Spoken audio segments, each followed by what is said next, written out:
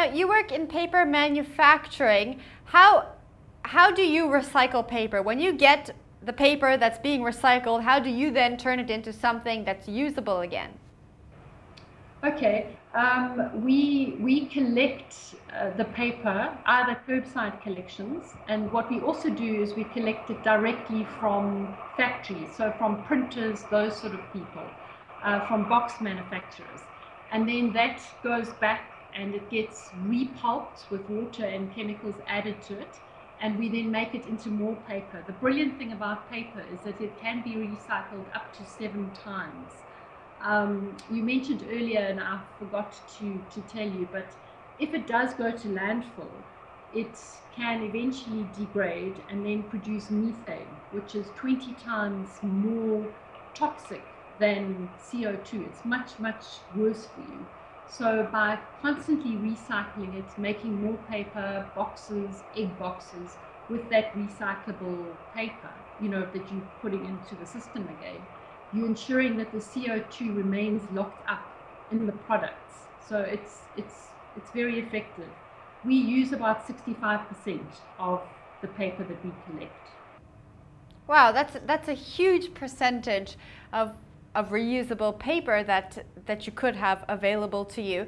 Now, when it comes to the national psyche, how do we go about changing that so that people actually want to recycle? That's a very good question. I think you have to start right from a very, very small child. And that's why the Paper Recycling Association has worked together with the schools, and we've rolled out a program where we're actually teaching the importance of recycling, particularly on paper and the paper story, through supplying workbooks. And these workbooks teach maths and sort of data concepts at the same time as telling the kids the importance of recycling. So I think it has to actually start from grade 0 and littler in the home to change that mindset. What kind of reception have you had to that program? I think the program has been, it's been taken up. We've rolled it out in the Western Province and KZN recently, and in Gauteng. And the teachers are very excited about it because we actually supply them with tools that they can then teach that, the mathematics side of it. Now, do you hope to roll this out in other provinces and cities? Yes, we do. We do indeed. Mpumalanga would be a good province, and the Northwest, all the ones, in fact, that we haven't rolled it out at. It would be great, but we have to look at funding for it, and it is something that's on our radar, yeah. Now, I think something that would be quite interesting to South Africans is to learn that recycling actually creates jobs. Now, I was reading this earlier. How does recycling create jobs? Well, we've seen tremendous growth in what they call the secondary economy, which is essentially using recyclables. And there are a whole host of ways that we create jobs. I'll give you an example. There's a community near Uppington in Kaimos. And this community, it's mostly the women that work, and they look after it's raisins that are produced there from grapes. So it's very seasonal work. So for half the year, they have absolutely no means of making money. And what we did was Ursula Hennebury, who runs our Paper Recycling Association, combined with Petco, who are also on the plastic side, went along and they trained entrepreneurs, and they've set up a cooperative there. And now those women are actually employing people and making money, making a living when they're not actually packaging and picking grapes or packaging raisins. So that's just one example of how you can create jobs.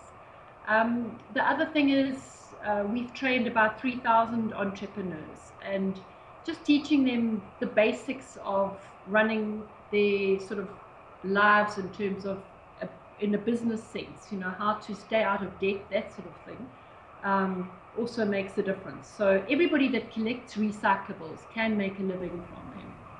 Not a big living, but they can make a living. Now, if we continue not recycling, what could potentially happen to the country or the environment? If we didn't recycle, we would run out of space. As I said, 1 ton saves three cubic meters of landfill space. So if you recycle that makes the difference.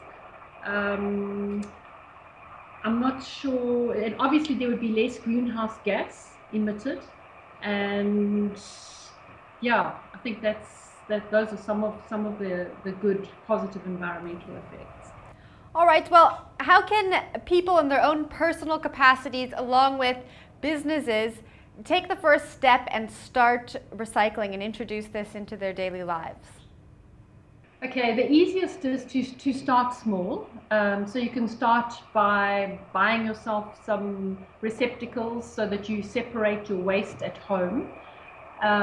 Even if you leave them separated in your bin for the informal collectors that come and collect, that would be a help. You can have a look on the internet on www.mywaste.co.za, and that will give you buyback centers where if you're wanting to actually sell your recyclables, you can look there for the ones that are closest to you and then sell them at those buyback centers. What other? There are voluntary, there are community efforts for recycling. Schools, churches, those sort of places will also help you if you want to recycle. And then you can have a look at our website as well, www.prasa.co.za, and that lists our members. And if you really have a lot of waste paper, they'll come and collect.